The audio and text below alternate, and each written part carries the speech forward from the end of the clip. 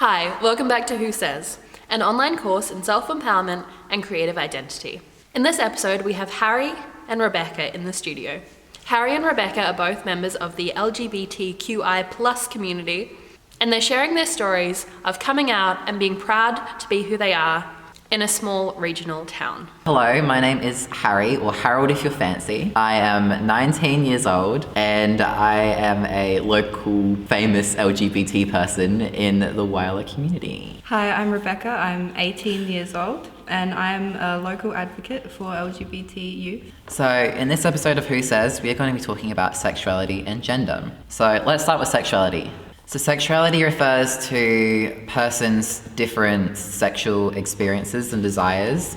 This can be put on a spectrum. However, sexuality also refers to romantic interactions. Gender is commonly used as a term for the binary genders, typically male and female. And the term can also be used broadly to describe how a person identifies. I have been out as gay since I was in year 10. Since that time, I've done lots of fun and interesting stuff around LGBT youth. I started the first LGBT group ever at Edward Jenner High School. I've joined the GASP group at Headspace, which stands for Gender and Sexuality Pride. I helped organise the first Pride March along with Rebecca in rural SA. We were part of a documentary that ABC did around sexuality and gender in rural areas.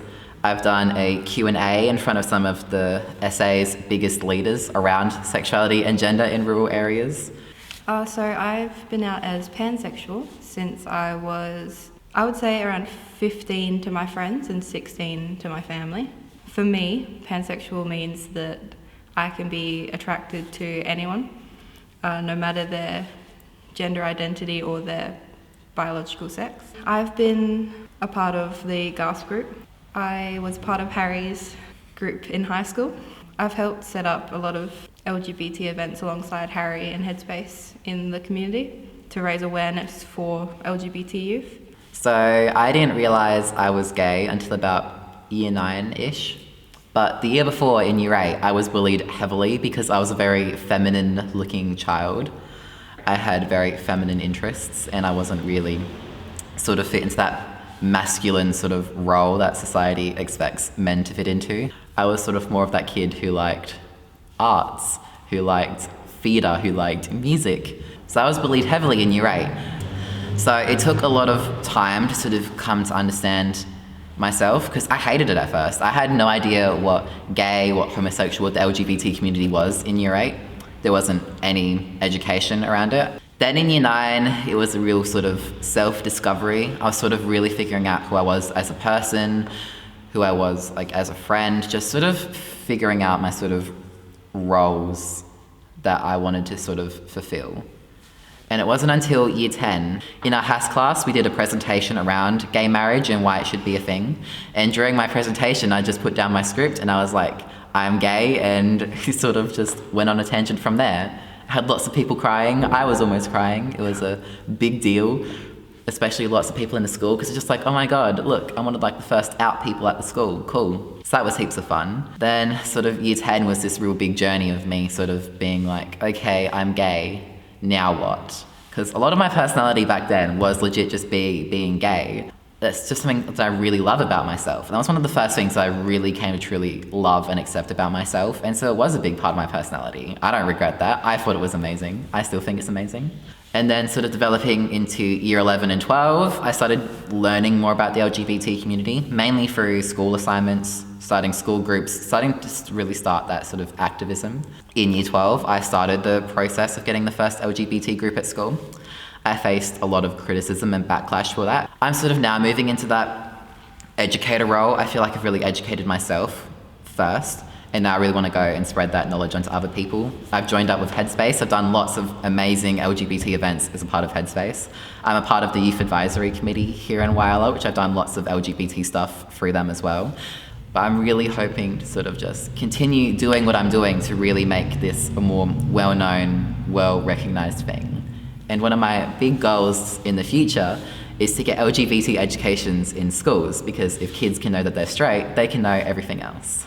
I grew up going to a religious school, They never taught us about other sexualities, other genders. So I never heard the term gay or bisexual or transgender or anything like that until probably when I was 11 years old. At that point, I realized that I was different from everyone else. And then I moved to high school. One day, we had a priest come into our classroom and show us an anti-same-sex marriage video. I wasn't out yet, so I was terrified. And when I went home, I just felt horrible. I ended up moving schools, and I'm really happy about that. And I came out to my friends, and they were all extremely supportive. And then I came out to my parents. From then on, I just decided to be proud that I was pansexual. When I was 16 years old, I decided to cut my hair quite short, and I always dressed masculine. I don't really dress in the typical feminine clothes. I don't really like dresses, they make me uncomfortable. I got a lot of anonymous comments asking me if I was transgender and telling me to just come out as trans already because I have my hair cut short, I wear masculine clothing. For a while it did get to me, and it made me kind of question my entire identity.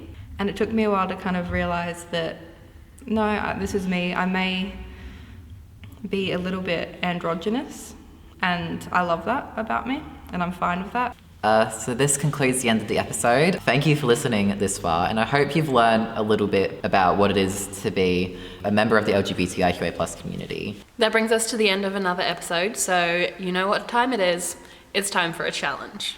Every single one of us have things about us that make us unique. I want you to share your point of difference with the group. Think of one thing that makes you different to the people around you. And think of a few ways you can start celebrating that. You can even post a photo of the thing that makes you unique in the Facebook group today. One of my favorite things about myself that I will share is that I was born with a condition called a coloboma. So if you look really closely, in this eye, actually looks like my eyeball is leaking. It's one of my favorite features about myself, and it's something I hated for a really long time. I want to know what makes you unique. See you next episode. Bye.